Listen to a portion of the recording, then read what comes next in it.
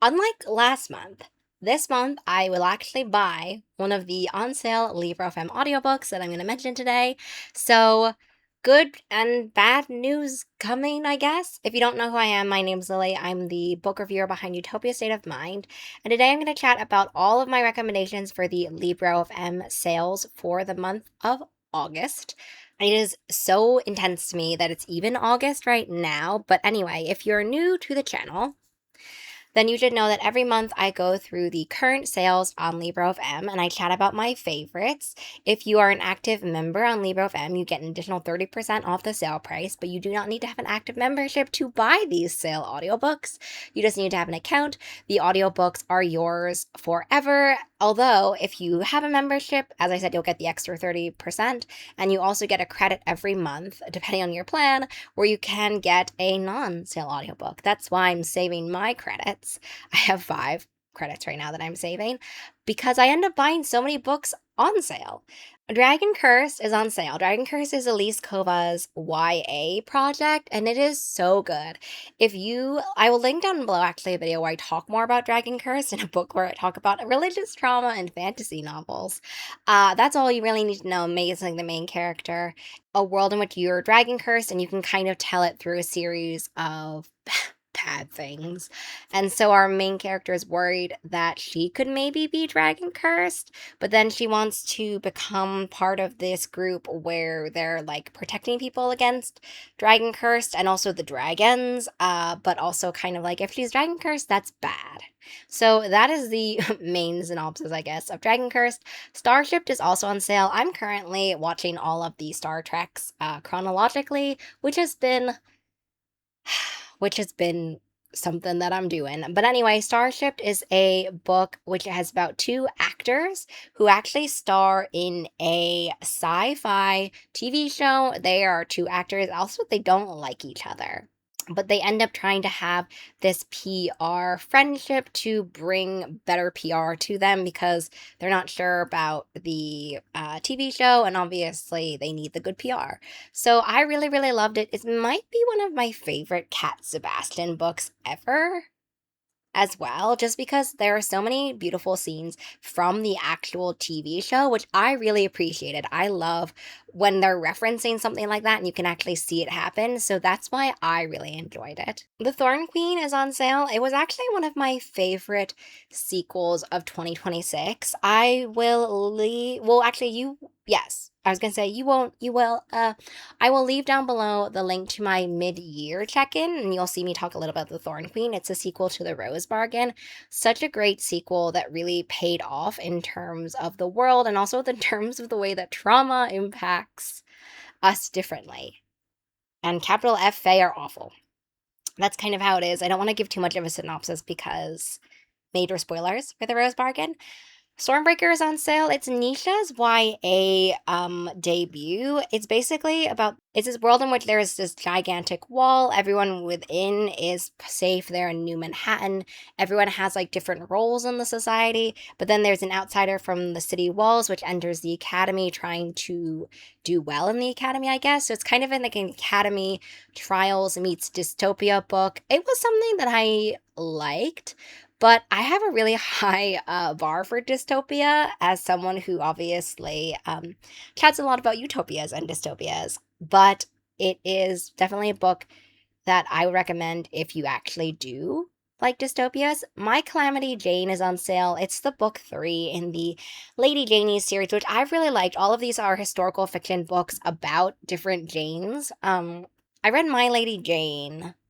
I haven't read My Contrary Mary, but anyway, there's the Lady Janie series and the Mary series. If you like historical fiction characters and you love this idea of taking on a classic, maybe updating some of the things in terms of dialogue, and also the humor on these are fantastic. It's from 3 authors. I don't know how, honestly, they make it work like that, but it's really intriguing, and I've really enjoyed those historical fiction ones. My Calamity Jane is about 1876, the Calamity Jane, like, traveling show Annie Oakley, one where she is, I think, a sharpshooter, and in here one there are essentially werewolves. So, what's not to love? Five Broken Blades is on sale. I have really enjoyed reading May Corlin's audiobooks, specifically the Five Broken Blades series, because it's multiple narrator. Here we have six different narrators, and for me, multiple narrators is kind of an auto buy for audiobooks, and I actually listened to Five Broken Blades on audiobook.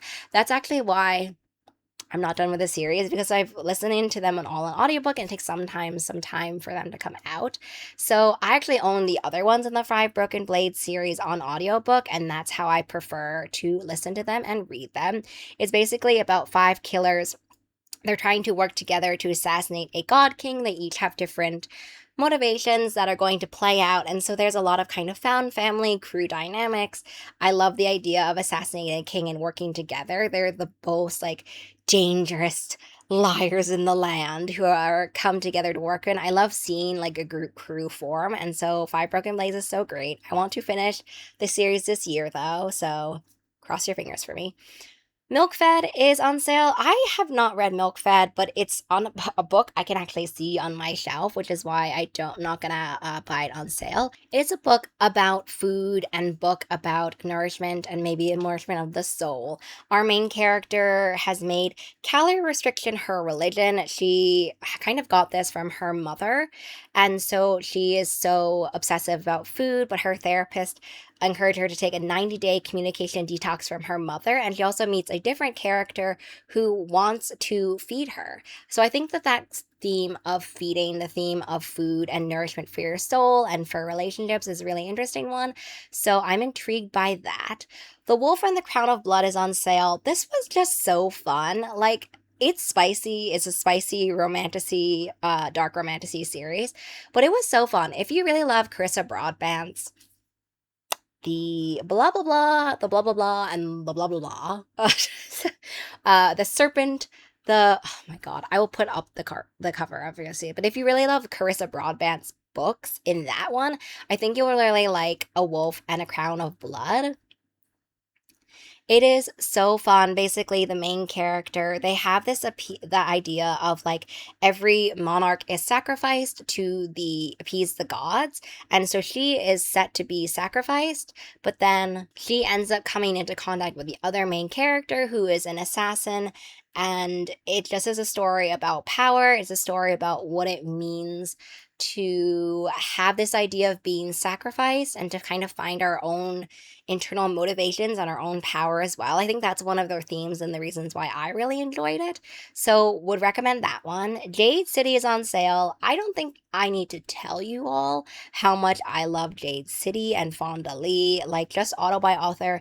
It's basically about the story where there are clans. They all have magical jade powers. You wear jade, but you can also get sick from wearing too much magical jade. And so it's certainly about a story where these different families are fighting amongst each other for power and control.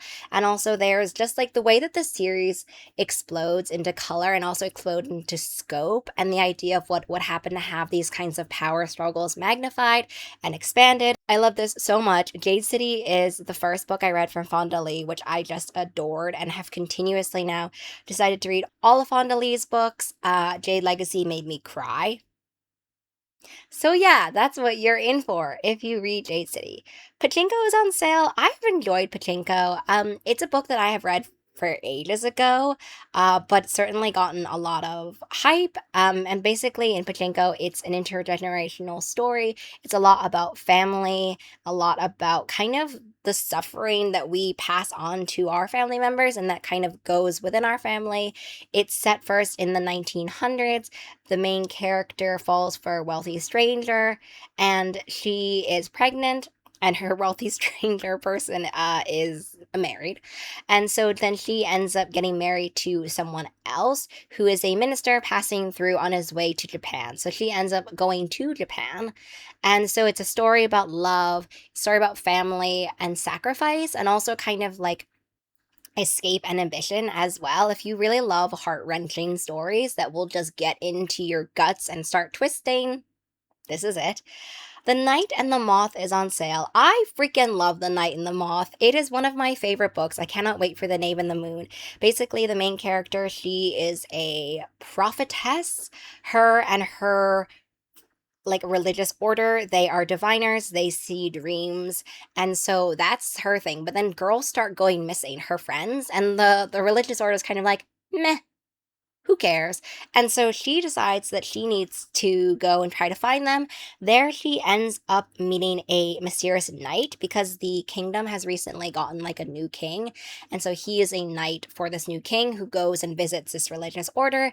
And that is the starter of The Knight and the Moth. It is so good.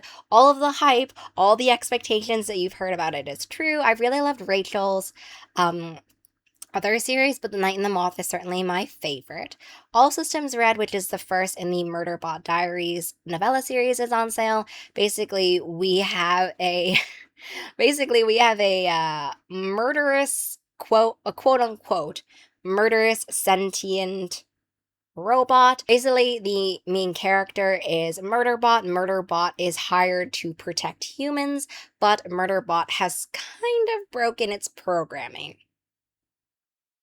But Murderbot isn't like going on like a killing spree, but Murderbot has broken its programming. So it's a story about control, but it's also a story about choice and about how, in some ways, human it is to want choice, but also how beautiful it is to want choice and give people the opportunity to have choice. Their Murderbot is actually trying to help a team of scientists who are conducting tests, and they are unearthing things that maybe they shouldn't, and they need Murderbot, maybe more than they realize.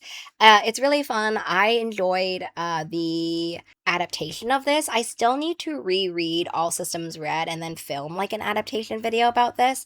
But anyway, I really enjoyed it, and I really love the Murderbot series as a whole. I'm waiting for a Platform Decay for my library.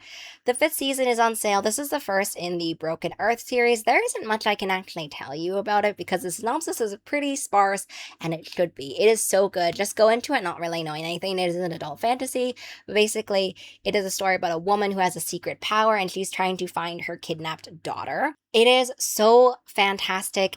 Everything that you've heard about the 5th season is also 100% true. N.K. Jemisin is a goat. The 5th season is fantastic. I need more people to read it. I love it so much. It's the first series I read from N.K. Jemisin that I've loved, and now I've gone through and read almost all of N.K. Jemisin's back catalog. I'm still working through some series, but it is so, so gorgeous. The world building is intricate and unique and is so fun, and also so like mind shattering at the same time. It is fantastic. The hype, as I said, 100% real. So those are all the sale audiobooks that I would recommend this month. There were a ton of them. And I realized that I said at the beginning that I was going to buy one of these. I won't because the sale's coming out in the sale's ending in 10 hours. I'm still buying it just for clarification purposes. I just didn't talk about it because you can't buy it anymore. So I'm very sorry, but I'm still buying both audiobooks there too. And for reference, though, they are the Amari and the Night Brothers. Amari and the Night Brothers is such a fantastic middle grade series about kind of magical bureaucracy and about kind of uncovering the truth and what it would take to uncover the truth. I love Amari and the Night Brothers, and yet I have not read any of the other Amari books. I haven't read the second one, and I certainly haven't read book 3 and 4. So book 3 and 4 are in my cart because they're on sale currently for the next 10 hours. And I think I have an arc of Amari and the Great Game. I just didn't get to it before publication. So anyway, one of my favorite middle grade series as a whole. Love it so much, and I'm going to be purchasing that, but unfortunately it's not on sale anymore. But I still wanted to mention it so that I didn't lie to you. Okay, I hope you have a really great rest of your reading day, week, and month. Wait, day, week, month, and year. Day, week, month, and year. How did I get so off on that? I'm just so discombobulated at the end. Also, let me know what you're currently listening to. I just started what did I just start? The Disaster Gay Detective Agency, which I'm really enjoying so far, a multiple perspective audiobook. I hope to see you in the next video. Bye!